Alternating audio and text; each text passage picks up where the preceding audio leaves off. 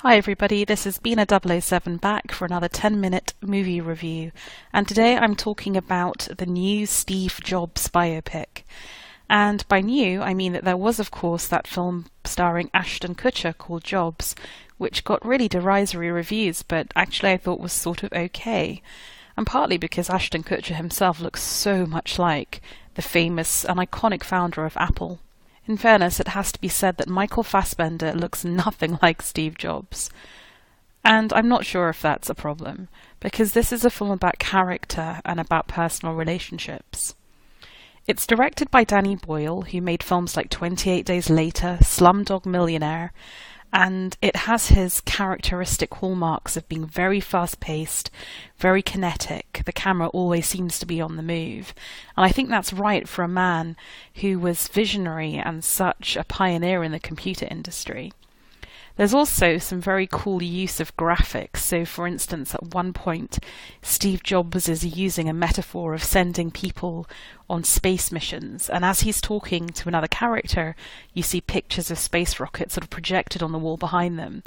I mean, this is obviously a very deliberate visual conceit, but for Danny Boyle it somehow seems to work. Danny also has this wonderful facility with music, and the score of this film really communicates the energy and the excitement of being in a new computerized world, and the composer Daniel Pemberton definitely deserves a shout out. But ultimately, as much as this is Danny Boyle's film, really it's the film of Aaron Sorkin. And he is, as I'm sure you all know, the screenwriter behind The West Wing, the less well-received The Newsroom as TV programs, but also of The Social Network, which was the Mark Zuckerberg film. So Aaron Sorkin has a track record in making these films about very iconic but controversial figures in the tech industry.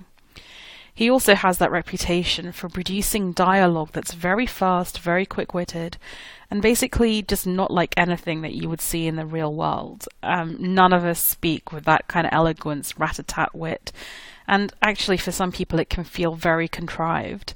And a fellow internet reviewer that I know really didn't get on with the film for that reason. He finds the Aaron Sorkin dialogue too mannered. My objections to the film were actually more to do with the characterization and the very concept of it. What Aaron Sorkin does is he splits the life of Steve Jobs into three key moments. The first is when you see the real split between him and the Woz, played by Seth Rogen, and so basically it's the apex of Apple Mark I. The second is when he's presenting his new black cube for Next, which we know is going to be a fiasco, but sort of engineering his return to Apple. And the final one is when he unveils an iMac, the first of the iDevices, and he's back and he's ascendant. And all the way through these three scenes you have Steve Jobs conversing with the same set of people, so you're seeing how those relationships develop. So on the one hand you have a technological discussion, and that takes place with Steve Wozniak, played by Seth Rogen, and it's all about the fact that Woz wants to make computers that everyone can use and play with. So he wants them to be not closed systems that people can undo at the back, put in extra memory and play with and create new stuff with, whereas Steve Jobs wants to be a total dictatorial controller of his objects. And that continues to this day, right? Like if you get an Apple product, you can't undo it. If you do undo it, you're going to invalidate the warranty. It's a closed system, and it's allowed Steve Jobs to assert complete design control, but it has made his products so annoying if you want to do something more with them, and has led a lot of people to use Android instead.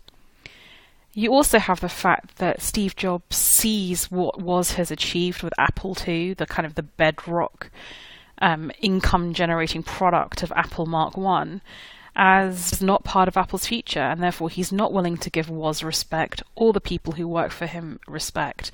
And so in this relationship you see both a very technological point, but also a personality point, which is that Steve Jobs has a clear vision of the future, and he is ruthless at pairing off anyone who isn't part of that. The second relationship that we see is also partly technological. It's between Steve Jobs and Andy Hertzfeld, who's played by Michael Stuhlbarg, who is really kind of unrecognizable from what we would see in Trumbo, which is another movie he was in the London Film Festival with. And again, this is a technological guy who we effectively see Steve Jobs bully. And you do get the impression that, the Woz and Andy Hertzfeld are the real technological brains, and Steve Jobs is more the kind of design visionary. And, they make that accusation at him on various points. But also that, Andy Hertzfeld has more humanity, more basic humanity to him. But he exists to show us, as the movie progresses, this ongoing bullying aspect to Steve Jobs. Then we have, I think, a very interesting relationship, which is summing up the financial aspect of Steve Jobs' life, which is encapsulated in John Scully, played by Jeff Daniels from The Newsroom.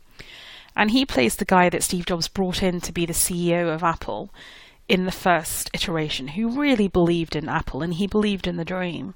But then when he sees Steve Jobs producing computer after computer that's just way too expensive to be commercially successful, and being volatile, so volatile that he's alienating people, he's forced to sack him. And so that kind of undermines this weird father-son relationship, because after all, we know that Steve Jobs was adopted and had issues with his parenting. And then in the final chapter, we see John Scully come back and almost sort of bless or anoint Steve Jobs as now being successful. It's a very messed up relationship. And then the final two relationships that we see play out are with women, and I think this is where it gets really interesting. So you have Kate Winslet as Joanna Hoffman, who's the head of marketing for Apple, I believe, who's always trying to sort of prepare Steve Jobs for these presentations and make sure everything's working and kind of mother him along the way. She seems to have this amazing loyalty for Steve Jobs, but it's one of my real criticisms of this film that I don't feel you see why she would be loyal to Steve Jobs. And the primary thing that she's trying to mother him about is establishing a better relationship with his daughter and the mother of his daughter. A daughter who he does not acknowledge paternity of, whose mother he maligns in the press. There are some hurdles you need to get over when you're watching this film. The first one is that Michael Fassbender doesn't look like Steve Jobs. I've got less of an issue with that. The second is the fact that Kate Winslet's sort of mild East European accent only starts to come through in the second of the three segments, which is a little bit weak.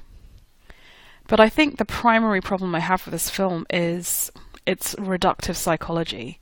So there's all sorts of stuff about, is Steve Jobs obsessed with the fact that his parents gave him up from adoption, and then the adoptive parents were going to potentially have to give him back because they didn't love him?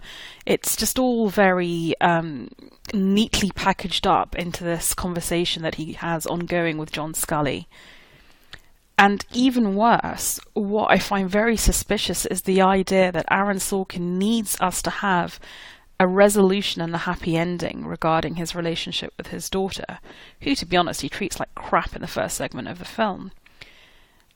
And I was trying to think to myself, when you look at The Social Network, which was about Mark Zuckerberg, it was a sympathetic portrayal, but it did not attempt to soften the rough edges of the character. And it didn't give him an emotional resolution, which it could have done, right? Because Mark Zuckerberg's married, was in a long-term stable relationship by the end of the events shown in that film. What is it about our very weird, tactile, emotional relationship to Apple products that makes Aaron Sorkin and Danny Boyle feel that they need to make us like Steve Jobs by the end of this film? Because if that weren't the case, you wouldn't have the Kate Winslet character who is meant to soften him, and you wouldn't have effectively all the relationship stuff that happens in the third segment, which I found to be unbelievable, forced, reductive, simplistic, schmaltzy, and everything that I don't like in cinema. And I think it really undermines the project as a whole, even though it's well made and well acted for the most part. So I doubt the credibility, I doubt the good intentions and integrity of this film when it comes to relationships. And I think it's a fascinating concept of why they felt, with Apple in particular and Steve Jobs in particular, they needed to do that. So overall, I think, Steve Jobs is a perfectly well-made film. It's fast-paced. It's got a kind of neat concept to it. It's well acted, but I think it really loses it in the final half hour, and to that extent, It's not a good film, and I think a lot of people came into this screening at the London Film Festival thinking, I wonder if this is like an award sort of worthy performance from Fassbender. Fassbender's done amazing stuff. 12 Years a Slave, Hunger, Shame. This is not one of the great performances. It's, as any Aaron Sorkin movie, performance is crowded out by the script, I'm afraid to say. And I think that when you commission Aaron Sorkin for a movie script, you've got to be really careful what you're doing, because he can potentially crowd out everybody else who's associated with it. However, if you've seen Steve Jobs the movie and agree or disagree with my take, please feel free to leave a comment on the blog at b007.com. Otherwise, thank you for listening.